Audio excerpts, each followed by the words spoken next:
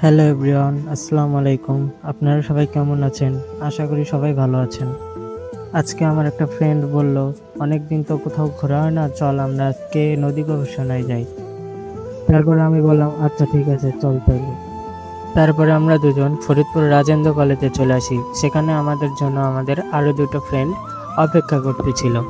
তারপর আমরা রাজেন্দ্র কলেজের সামনে দিয়ে একটা রিক্সা নিয়ে আমরা সোজা নদী গবেষণায় চলে আসি। ফরিদপুরের ভিতরে নিরিবিলি ঘোরার জন্য নদী গবেষণা সবচেয়ে বেস্ট একটা জায়গা। তারপর আমরা দেখতে দেখতে নদী গবেষণার ভিতরে চলে আসি। এটা হচ্ছে ভেতরের রাস্তা, এখান দিয়ে ভিতরে যেতে হয়।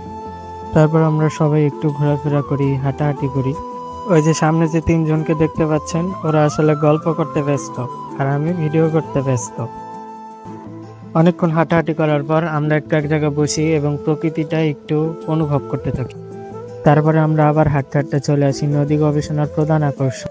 অনেক বড় একটা ম্যাপ আঁকা এবং এই ম্যাপের ভিতরে বাংলাদেশের 64 জেলার যত সাগর, মহাসাগর এবং নদী আছে সব নদীর মানচিত্র এখানে আঁকা আছে।